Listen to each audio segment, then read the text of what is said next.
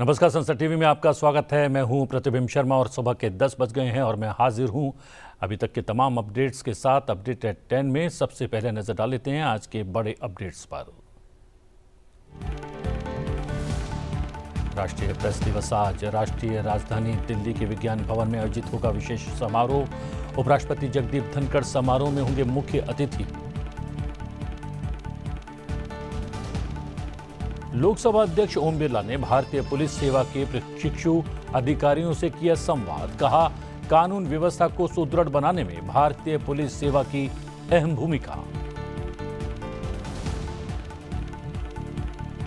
8वीं शताब्दी की भारत से चुराए गए योगिनी चामुंडा और योगिनी गोमुखी की मूर्तियां भारत को सौंपी गई।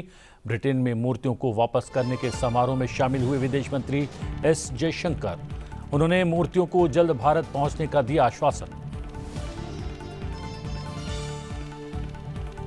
कश्मीर के उरी सेक्टर में सुरक्षा बलों ने आतंकियों की घुसपैठ को किया नाकाम। मुठभेड़ में 2 आतंकवादियों को किया ढेर। आतंकवादियों से गोला बारूद और आपत्तिजनक सामग्री बरामद। न्यूजीलैंड को हरा विश्व कप के फाइनल में पहुंचने वाली भारतीय टीम को प्रधानमंत्री मोदी ने दी बधाई। 50वां शतक जमा कर कीर्तिमान बनाने वाले विराट कोहली को भी दी शाबाशी। सेमीफाइनल में 7 विकेट झटकने वाले तेज गेंदबाज शमी की करी प्रशंसा। आज दक्षिण अफ्रीका और ऑस्ट्रेलिया के बीच होने वाले दूसरे सेमीफाइनल के विजेता से होगा फाइनल में भारत का मुकाबला।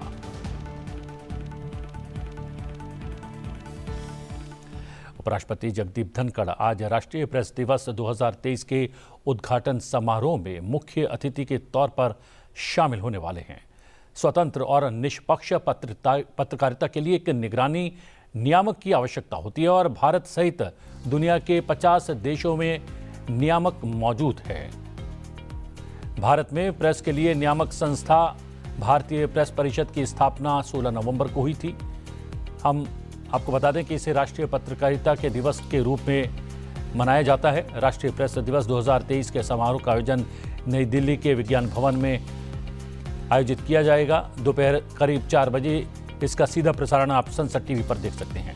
हम बताते हैं इस कार्यक्रम के बाद उपराष्ट्रपति सेंटेनियल परेड 250 वर्ष और राष्ट्रपति के बॉडीगार्ड के लिए मानक प्रस्तुति के संयुक्त कार्यक्रम में भी हिस्सा लेंगे।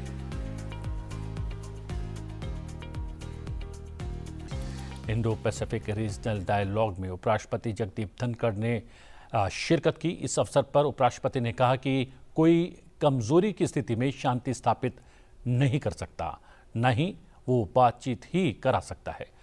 उपराष्ट्रपति ने कहा कि वसुधैव कुटुंबकम के प्रति भारत की दृढ़ प्रतिबद्धता हमारे जीवन का तरीका है। ये देश के वैश्विक दृष्टिकोण को तय करता है।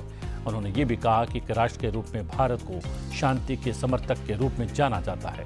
भारत ने कभी विस्तारवादी सोच को बढ़ावा नहीं दिया। आपकी ताकत वैश्विक व्यवस्था को परिभाषित करेगी, साथ ही आपकी ताकत शांति को भी परिभाषित करेगी। कमजोर स्थिति में शांति की आकांक्षा नहीं की जा सकती। Emerging deep technologies like artificial intelligence and its collaterals also, they are engaging global minds, but their potential is so much and it is so relevant to secure global peace and security. Robotics, quantum, semiconductors, biotech, drones and hypersonics are not only rewriting the very character of war. Progress and mastery of these domains will determine the strategic haves and have-nots in the future. To meet such like challenges, along with the structural corrections, we need a series of cultural transitions to which reference was made by the Admiral. New talent pipelines and civil-military fusion seems to be the new mantras. I would add one more to this. All research has been funded by and large, catalyzed by and large, by corporates in the developed world. Corporates of countries like Bharat also need to come forward, converge on the same table, have complete fusion with civil and military forces to evolve such technologies. Already steps have been taken by Bharat, and it is one of the few countries that have focused on these disruptive technologies like quantum computing, artificial intelligence, even machine making. उपराष्ट्रपति ने कहा, हिंद प्रशांत क्षेत्र में शांति, समृद्धि और स्थिरता में भारत की हिस्सेदारी है। 2030 तक भारत जापान और जर्मनी को पछाड़कर तीसरी सबसे बड़ी अर्थव्यवस्था बनने की ओर बढ़ रहा है। No country can stand alone. There will have to be action in togetherness. There will have to be sharing of thought processes. There will have to be full application of mind to be on the same page on certain issues. It was indicated by Mahatma Gandhi ji. The world has everything for everyone's need, but not for greed.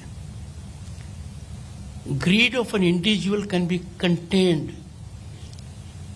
by regulatory mechanism, but greed of a sovereign nation can be contained only when other sovereign nations come together, find a way out, have a platform, and the platform has to be impactful. I have no doubt in sharing with you my pain and anguish. If 1/6 of humanity is not represented in the United Nations Security Council, certainly its efficacy is downsized. Time has come when we need to focus on that also. उपराष्ट्रपति जगदीप धनखड़ ने कल दिल्ली में India's vision of inclusivity external and internal facets विषय पर 63वें राष्ट्रीय रक्षा college पाठ्यक्रम के प्रतिभागियों को संबोधित किया।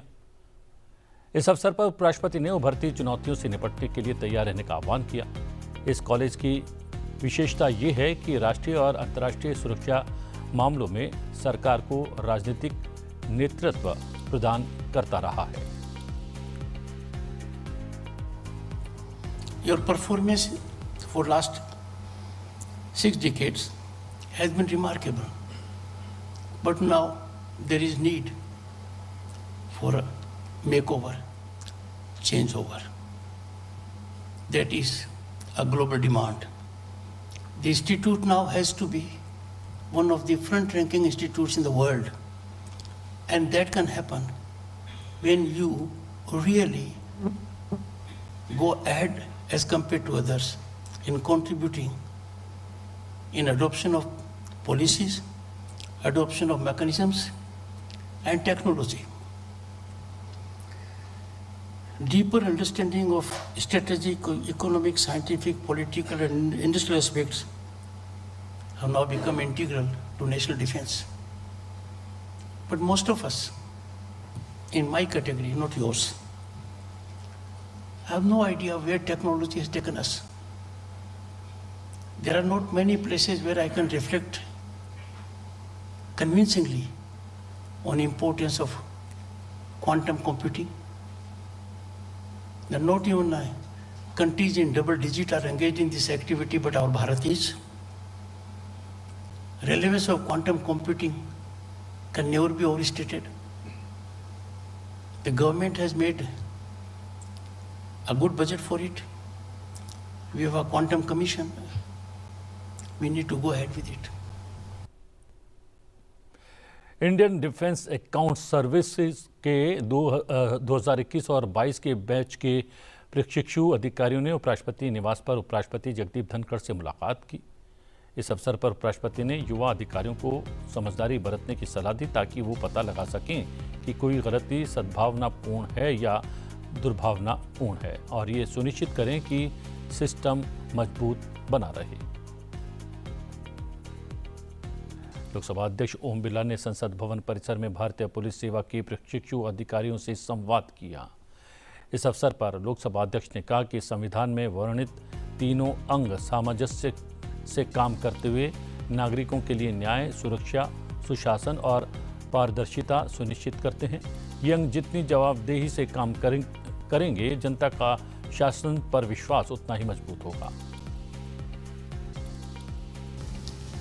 हमारा दायित्व है कि लोगों के विश्वास का, भरोसा का कायम रखना। हम एक ऐसी व्यवस्था कायम कर रहे हैं जिसमें न्याय हो, अंतिम व्यक्ति को न्याय मिले, त्वरित न्याय मिले, सुरक्षा मिले और सुरक्षा के साथ हमारा शासन सुशासन हो जिसमें पारदर्शिता भी हो और जवाबदेही भी हो। और इसके लिए हमारे संविधान बनाते समय हमारे संविधान निर्माताओं ने अलग अलग अंगों को अलग अलग जिम्मेदारी दी है। विधायी कार्य संसद करती है, कानून बनाने का काम, नीतियां बनाने का काम, जनता की भावनाओं की अपेक्षाओं के अनुसार नीतियां कार्यक्रम बनाने का काम संसद करती है, लेकिन उसका एग्जीक्यूशन का काम आप लोग करते हैं, कार्यकारी व्यवस्था करती है। लोकसभा अध्यक्ष ने कहा कि भारतीय पुलिस सेवा की कानून व्यवस्था को सुदृढ़ बनाने में अहम भूमिका है। समय समय पर बने कानूनों को प्रासंगिक बनाए रखने के लिए विधायिका, कार्यपालिका और न्यायपालिका में निरंतर मंथन होता है। युवा अधिकारी अपने ज्ञान और विचारों से कानूनों को बेहतर बनाए रखने में अपना योगदान सुनिश्चित करें। हम भी अपने आप में नए बदलाव की ओर बढ़ रहे हैं। अब लॉ एंड ऑर्डर को हम देखते हैं तो लॉ एंड ऑर्डर के, आज के लॉ एंड ऑर्डर के और पहले के लॉ एंड ऑर्डर में कितना परिवर्तन हो गया। आज टेक्नोलॉजी का जमाना है, इन्वेस्टिगेशन जो करने का तौर तरीका बदल गया है और इस समय हमारा नौजवान नई सोच के साथ, नई तकनीकी के साथ, नए अनुभव के साथ एक पारदर्शिता तरीके की इन्वेस्टिगेशन करने के लिए सक्षम हो चुका है और सरकार ने इस दिशा में व्यापक बदलाव किया है। सरकार आईपीसी, सीआरपीसी और एविडेंस एक्ट में भी नए परिवर्तन करने का विचार कर रही है। उसके लिए संसद की समितियों ने व्यापक विचार विमर्श किया है, सभी स्टेट होल्डरों से व्यापक विचार विमर्श किया है। तो इस बदलते दौर के अंदर हम आज के प्रचलित कानूनों को कैसे बदल के वर्तमान परिस्थितियों के अनुसार प्रासंगिक बना सकते हैं, इसके लिए जब विधायी संस्था काम कर रही है, वही हमारी एग्जीक्यूटिव बॉडी भी उसी दिशा के अंदर काम कर रही है। 8वीं शताब्दी की भारत से चुराए गए योगिनी चामुंडा और योगिनी गोमुखी की मूर्तियां भारत वापस आ रही हैं। विदेश मंत्री डॉक्टर एस जयशंकर ने लंदन में उत्तर प्रदेश के लोकरी से 8वीं शताब्दी की चुराई गई योगिनी चामुंडा और योगिनी गोमुखी की मूर्तियों को वापस करने के एक विशेष समारोह में हिस्सा लिया। समारोह में अधिकृत रूप से ये प्राचीन और ऐतिहासिक मूर्तियां भारत को सौंप दी गई। विदेश मंत्री एस जयशंकर ने आश्वस्त करते हुए कहा कि ये मूर्तियां अब बहुत जल्द भारत पहुंच जाएंगी। 8वीं शताब्दी की चुराई गई योगिनी चामुंडा और योगिनी गोमुखी की मूर्तियां 1970 के अंत और 1980 की शुरुआत में चुरा ली गई थीं। कनाडा में एक खालिस्तानी अलगाववादी की हत्या के संदर्भ में विदेश मंत्री एस जयशंकर ने बुधवार को कहा कि भारत किसी जांच से इनकार नहीं कर रहा है।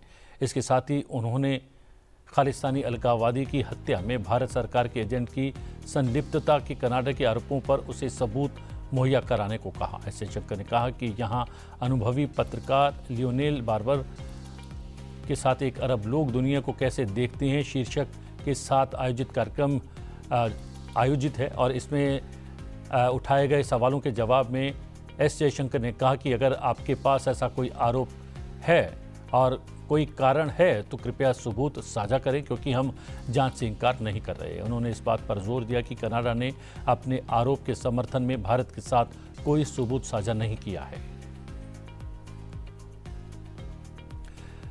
विदेश मंत्री एस जयशंकर ने बुधवार को ब्रिटेन के राष्ट्रीय सुरक्षा सलाहकार टिम बैरो तथा विपक्ष के नेता कीर स्टारमर से मुलाकात की और क्षेत्रीय एवं वैश्विक चुनौतियों पर उनके साथ सार्थक चर्चा की। एस जयशंकर द्विपक्षीय संबंधों के विभिन्न पहलुओं की समीक्षा करने और मैत्रीपूर्ण संबंधों को नई गति देने के उद्देश्य से ब्रिटेन की 5 दिवसीय आधिकारिक यात्रा पर हैं। रक्षा मंत्री राजनाथ सिंह इंडोनेशिया की राजधानी जकार्ता में आसियान देशों के रक्षा मंत्रियों की 10वीं बैठक प्लस ADMM प्लस में शामिल होने के लिए इंडोनेशिया पहुंच चुके हैं। इंडोनेशिया के रक्षा मंत्री और ADMM प्लस के अध्यक्ष प्रबोवो सुबियांतो ने भारतीय रक्षा मंत्री का स्वागत किया। 2 दिवसीय बैठक के पहले दिन रक्षा मंत्री क्षेत्रीय और अंतर्राष्ट्रीय सुरक्षा के मुद्दों पर संबोधित करने वाले हैं। आसियान रक्षा मंत्रियों की बैठक से हटकर राजनाथ सिंह भाग लेने वाले देशों के रक्षा मंत्रियों के साथ द्विपक्षीय बैठकें भी करेंगे। इन सत्रों के दौरान वो रक्षा सहयोग से संबंधित मुद्दों पर भी चर्चा करेंगे। ADMM आसियान देशों के हित में सर्वोच्च रक्षा परामर्श और सहकारी तंत्र है। ADMM प्लस एक मंच है जिसमें 10 आसियान देश और इसके अलावा 8 संवाद भागीदार हैं, जिसमें भारत, चीन, ऑस्ट्रेलिया, जापान, न्यूजीलैंड, कोरिया, रूस और अमेरिका शामिल हैं।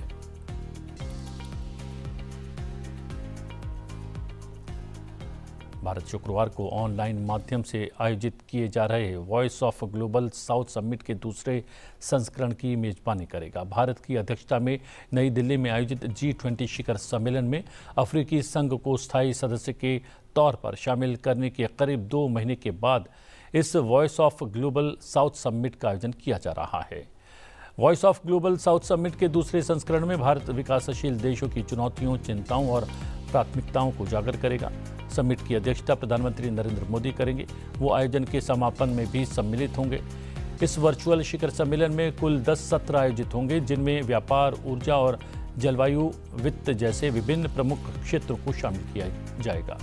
भारत ने 12 से 13 जनवरी 2023 को voice of global south summit के पहले आभासी शिखर सम्मेलन की मेजबानी की थी, जिसका विषय था आवाज़ की एकता, उद्देश्य की एकता।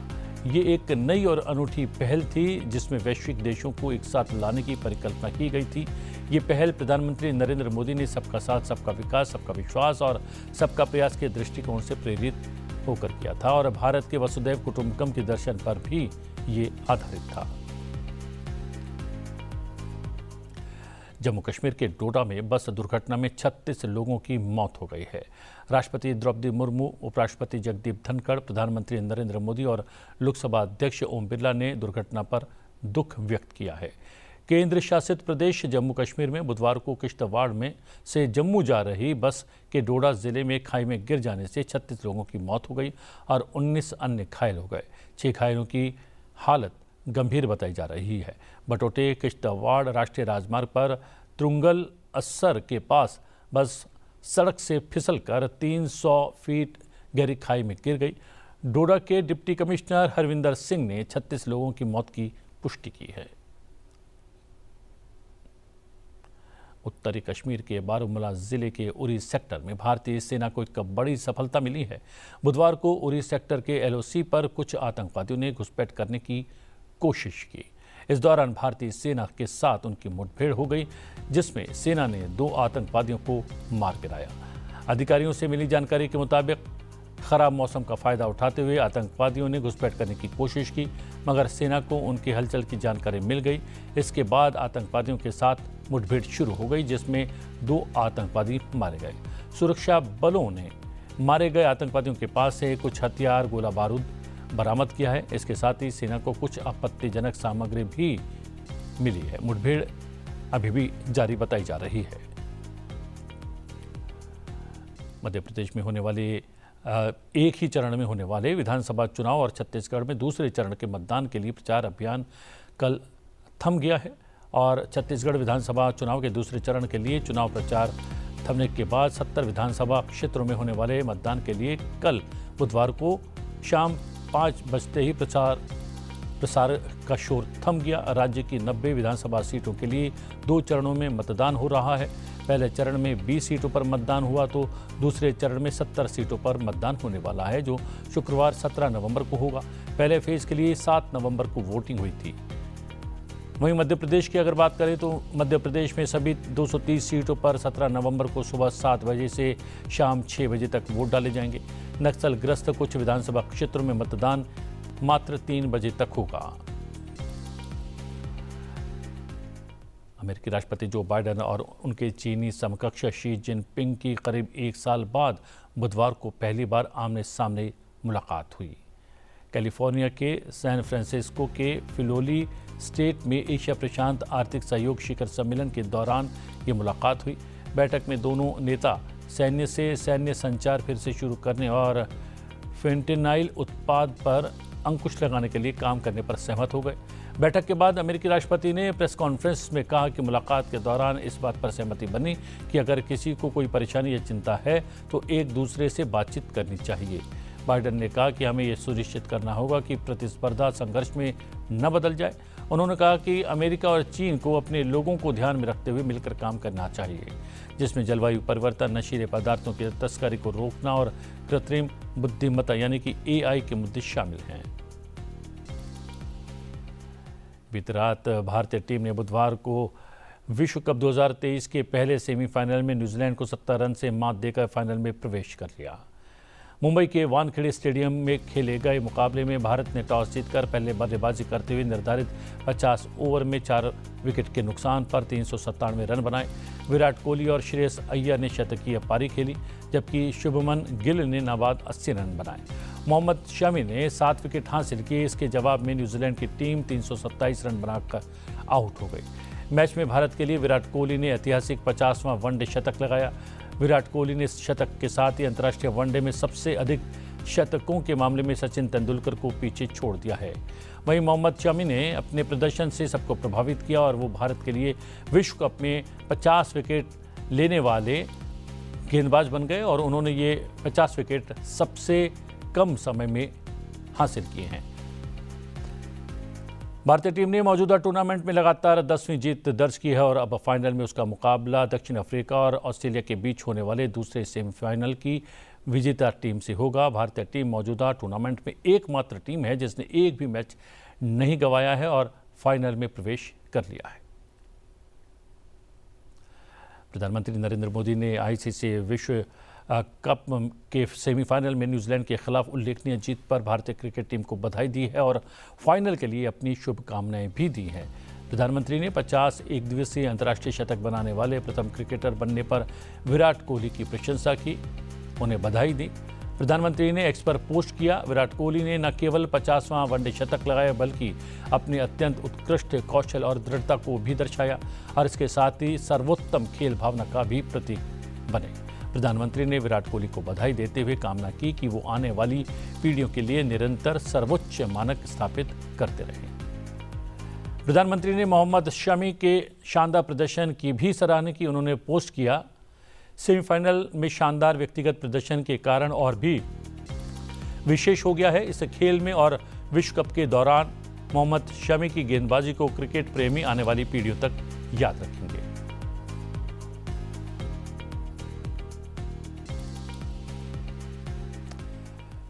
अपडेट 10 में फिलहाल इतना ही। चलते चलते आपको छोड़े जाते हैं आज के दिन से जुड़े इतिहास के साथ। मुझे दीजिए आज्ञा, लेकिन बने रहिए संसद टीवी के साथ। नमस्कार। 16 नवंबर साल 1966 में भारतीय प्रेस परिषद का गठन किया गया। वर्तमान में पत्रकारिता जन जन तक सूचना पहुंचाने का मुख्य साधन बन चुका है। आज ही के दिन राष्ट्रीय प्रेस दिवस मनाया जाता है। राष्ट्रीय प्रेस दिवस मनाने का मुख्य उद्देश्य देश में आम लोगों को प्रेस के बारे में जागरूक करना और उनको प्रेस के नजदीक लाना है। 16 नवंबर साल 1945 में यूनेस्को का गठन किया गया। साल 1942 में कुछ यूरोपीय देशों द्वारा शिक्षा सम्मेलन में एक प्रस्ताव पारित हुआ। इस प्रस्ताव के अनुसार साल 1945 में ब्रिटेन में संयुक्त राष्ट्र की एक बैठक आयोजित हुई, जिसमें 44 देशों के प्रतिनिधियों ने हिस्सा लिया। इस सम्मेलन में यूनेस्को की स्थापना का फैसला लिया गया। यूनेस्को विश्व भर में सांस्कृतिक धरोहरों का संरक्षण करता है। 16 नवंबर साल 1930 में मिहिर सेन का जन्म पश्चिम बंगाल के पुरुलिया में हुआ। वे भारत के प्रसिद्ध लंबी दूरी के तैराक थे। साल 1958 में इंग्लिश चैनल तैर कर पार करने वाले मिहिर सेन भारत के ही नहीं बल्कि एशिया के पहले तैराक थे जिन्होंने इस कीर्तिमान को छुआ।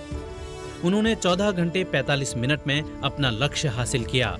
मिहिर को साल 1959 में पद्मश्री और साल 1967 में पद्म भूषण पुरस्कार से सम्मानित किया गया।